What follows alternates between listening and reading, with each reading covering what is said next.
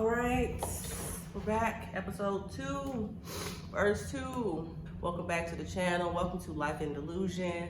My name is Q. I'm here to kind of, well, actually today's video is going to talk about why I'm doing this channel, so we'll say that for later. But welcome back. If you're not subscribed, please subscribe, follow along. I want to take you guys along with me on my journey to creating an even more beautiful life than the one I have so far. So today we want to talk about what Life in Delusion is, what my plans are here, what my goals are for this channel, what my goals are for the community. So I want to jump right in. I had just basically asked myself a few questions, and as I was getting ready to film this video, and really thinking about what, if I could sum it up in the one sentence, like a tagline, kind of what I want to do here, it was, this is kind of documenting me in the pursuit of my interests in creating my dream life. The pursuits of my interests in creating my dream life. So in my head and on paper, a lot of times I like to write things down. I have an idea of what my dream life would look like, what my days would be spent doing, what my rest and recharge and vacations and hobbies and learning. I love to learn. That's really what, excites me in life the most. I think just learning new skills, and there's so many hobbies and skills and things I want to learn and get into, even just to test them out. They don't have to be lifelong passions or something I'm doing for the next 30, 40, 50 years. Just something I'm interested in learning more about or how to do. So that is just part of what I'm looking forward to. So I think what kind of brought me to that point is the question, who am I really? I think a lot of us kind of go around in a behind a mask in a way, pretending, not even on purpose, pretending to be a certain way or feel a certain way or do certain things just to feel safety and normality, essentially. So it's really just me continuing to figure out who I am really at my core. Like lately, I would say in the last year or so, I've really begun to appreciate people that you see like out just being themselves 100% of the time. They're not really caring what other people think about them, or if what they're doing is going to be ridiculed or judged. And I think that is just so beautiful, and it's very uncommon, but it's something I'm definitely striving for, not to be more and more not caring about what other people think of me in a way. Next is, I think one of probably my biggest, where I got stuck for a while, was in my work life, my career, my first big girl job. It was one that would definitely suck you in and keep you there forever if you don't want more for yourself and more out of your life. And I think because I saw I had the insight or the gut feeling, intuition, however you want to phrase it, to call it out. After a few years, I did it all together about 5 or 6 years. I was in that field, and it's just very draining. That was when my health got to be the absolute worst it ever was.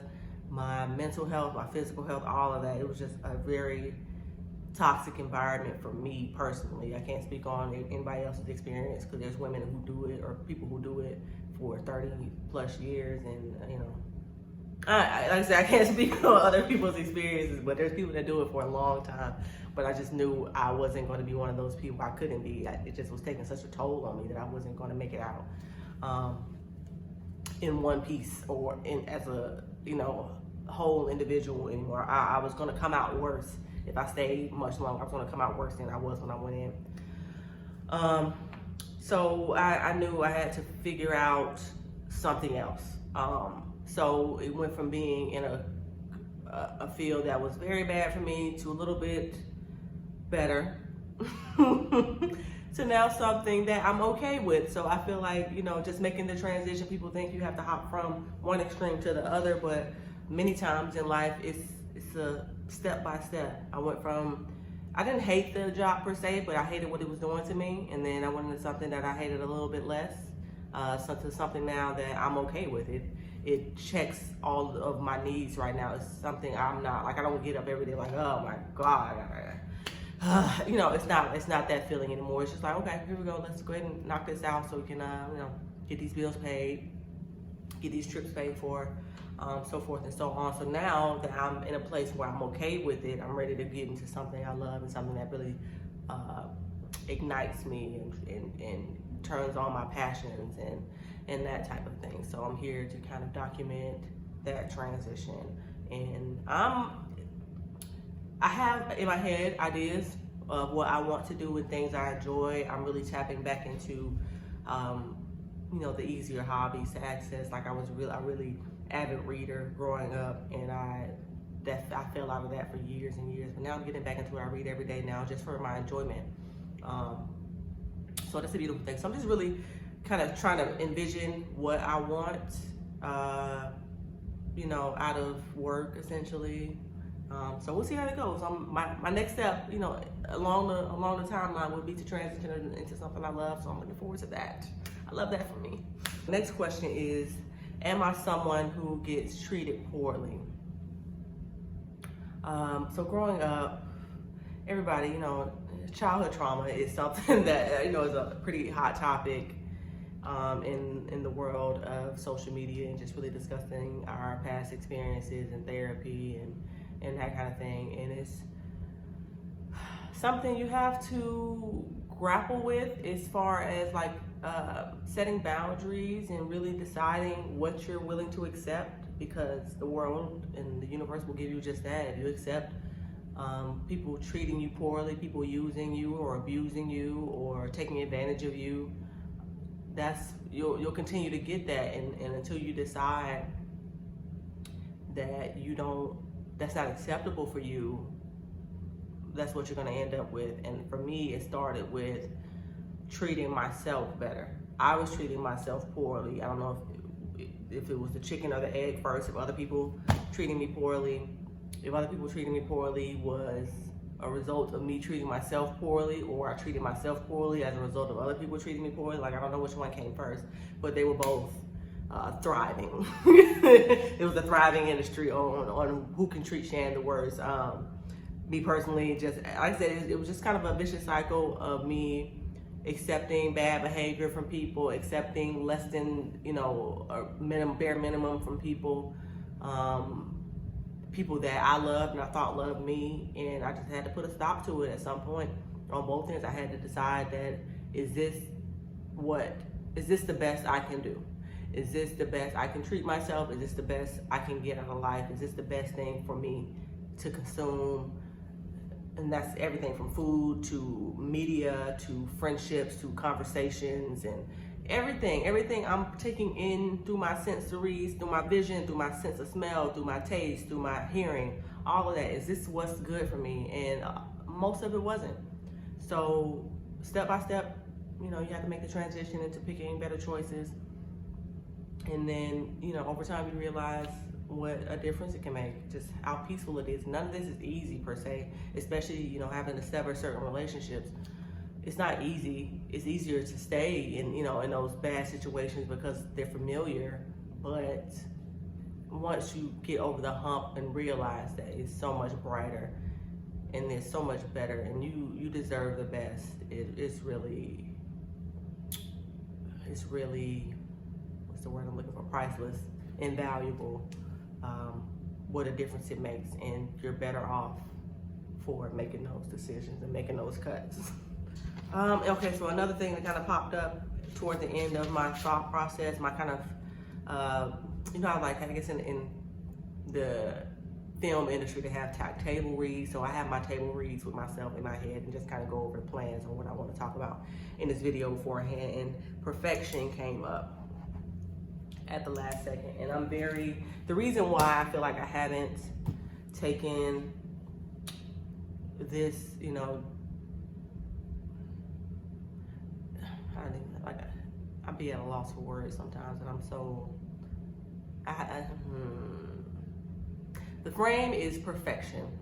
The word is perfection, and I know I don't like to put things out there unless I critique them to death, and I'm trying to get away from that. I feel like judgment and judging myself has been a big hindrance for me for a long time. I'm always, not always, I was at one point always, but less and less with each day, concerned with how I'm being perceived all the time, or what other people might look at things a certain way, or how they might read things a certain way. And a lot of times, it's come from ego. People really aren't that absorbed in what other people have going on. They're absorbed in themselves. Like me, that was me projecting what I feel about myself onto other people in the world. I'm judging and nitpicking this and that about my hair or my body, or like I said, how I think other people are gonna perceive me. I have no idea how other people are gonna perceive me. It's how I'm perceiving myself, and I'm projecting that out there,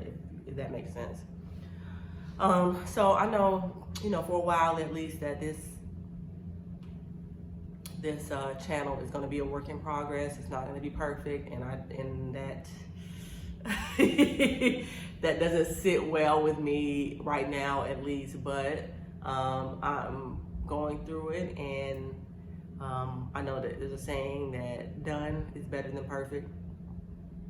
So I'm trying to live in that and just put it out there, and I know eventually I'll fall into my flow and things will be as they should be. They're as they should be now.